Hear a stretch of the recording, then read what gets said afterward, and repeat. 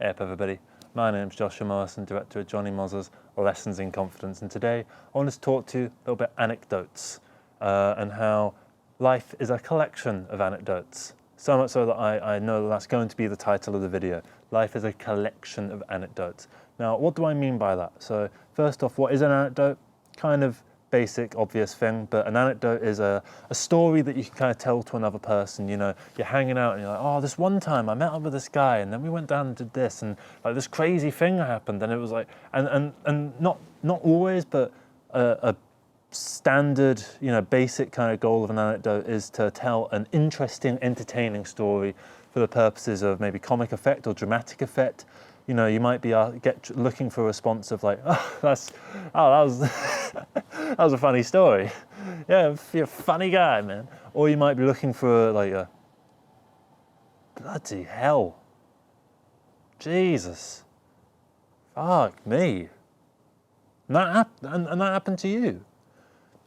Those are kind of the two polar opposites of the spectrum, and you don't really want to be caught in the middle where someone's response is kind of this ambivalent.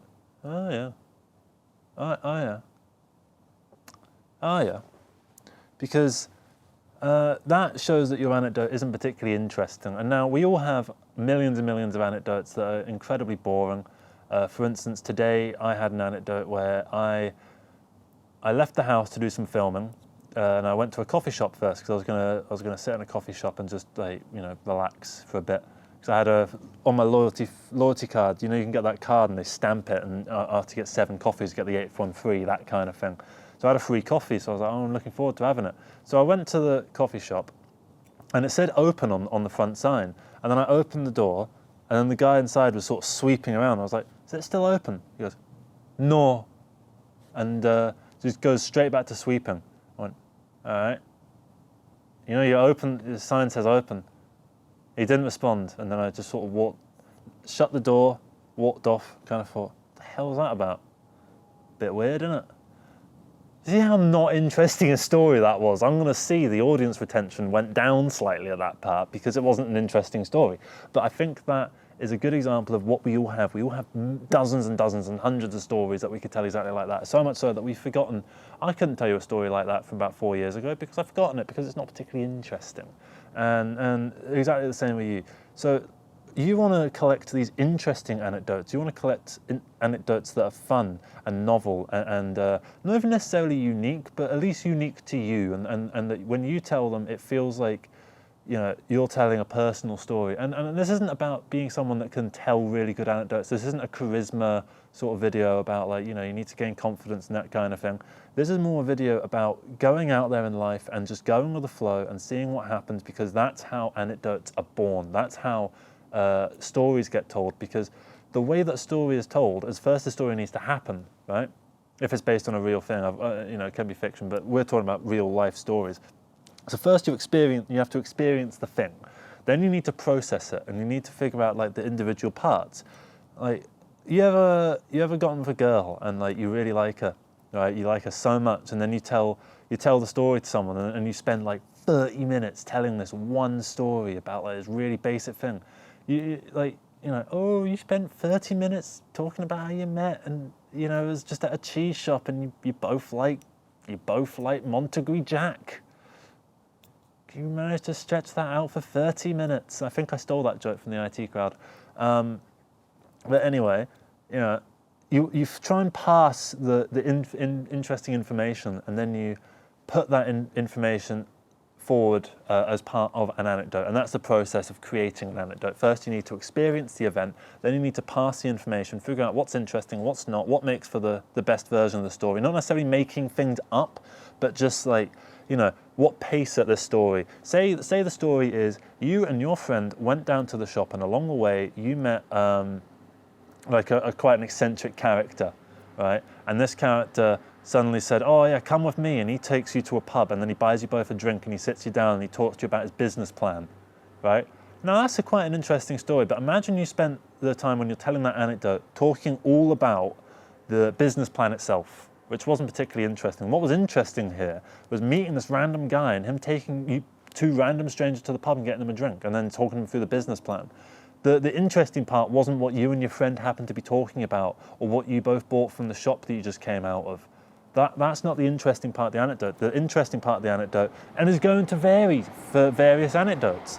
It's not going to be the same every single time.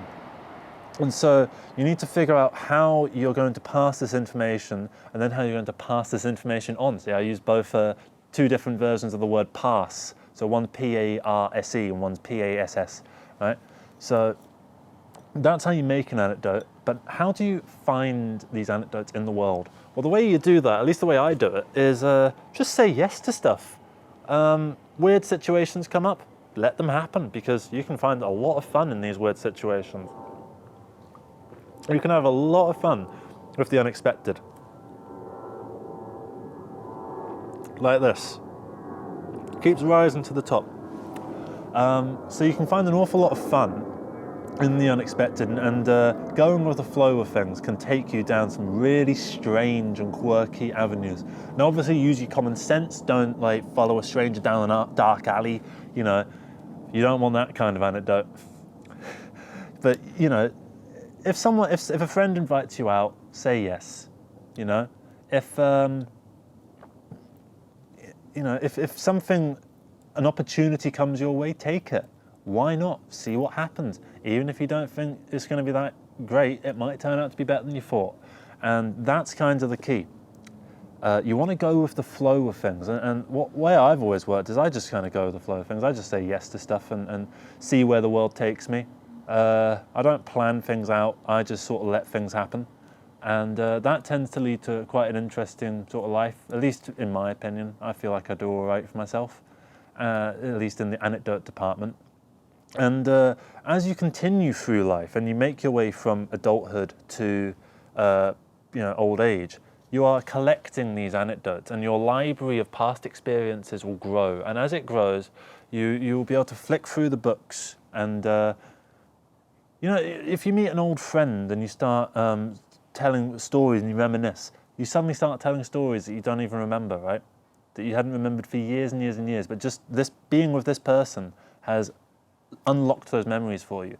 You go through your archive of your life, of your own experiences, and you think back to yourself maybe 10 years ago. And what were you doing 10 years ago? For me, 10 years ago, I was doing my GCSEs.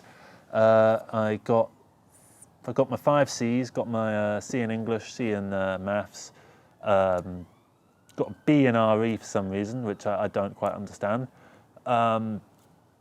Anyway, that's what I was doing 10 years ago. So if I try and think about it, I remember I met up with a guy who we'll call Brian for the sake of this.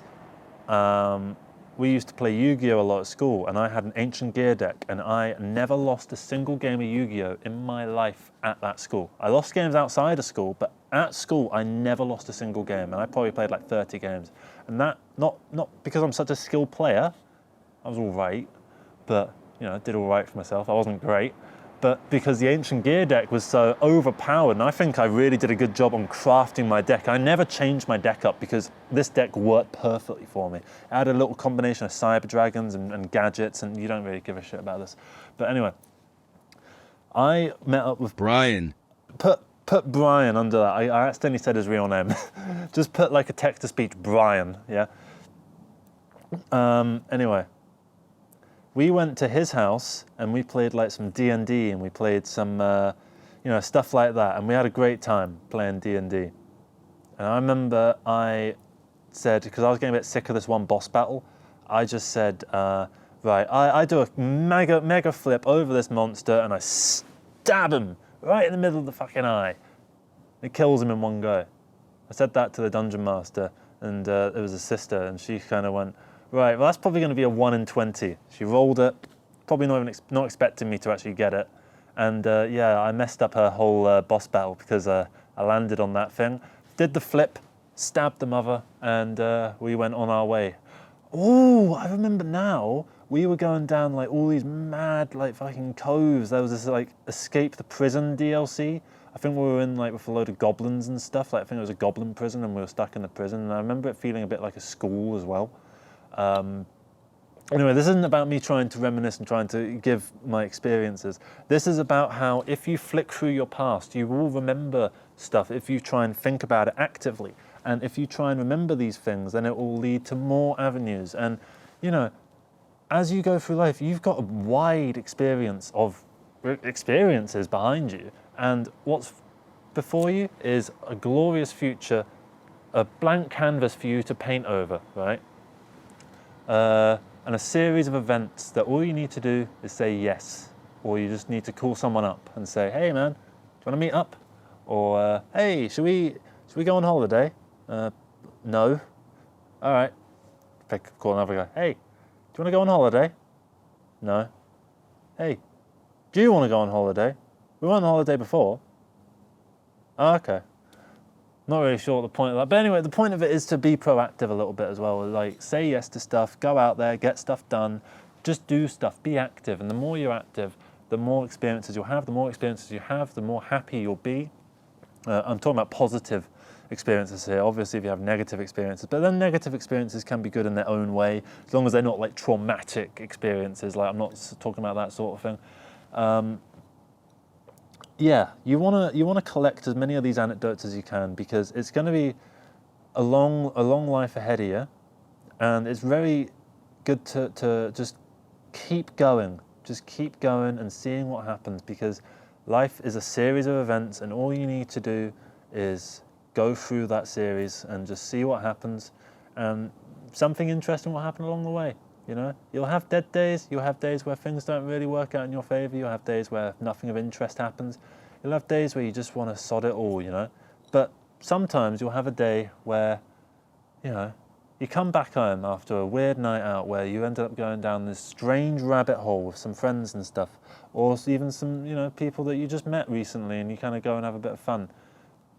Use precaution. Actually, that sounds like you're going off to have a fling. You use your common sense, you know. Don't go with some nutcase, but you know, just say yes to stuff. Have a fun time with life. Go through life open to new experiences, and if you continue to do that, you will grow as a person. And the more you grow as a person, the more able you'll be to tell your story. And the more anecdotes you have, the bigger your library of the past becomes. The more that the guests of the future will be able to read through your tale and be captivated by it. So yeah, I hope that you were able to take something out of that. I hope that was quite useful in some regard. I hope that it made a bit of sense. And sorry for the weird bit where I think I might have to do a jump cut or something, or maybe it just went on for a bit too long with that text-to-speech, because yeah, I did say the real name of the guy by accident.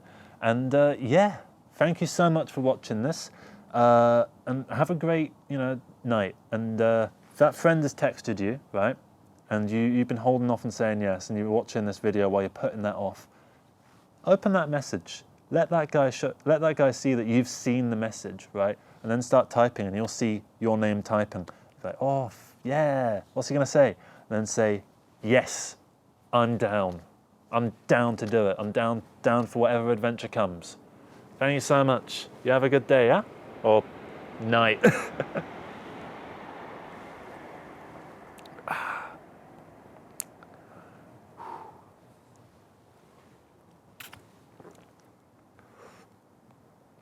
Just a naturalistic thing to close us out. It says thanks for watching up there. Which, I mean that.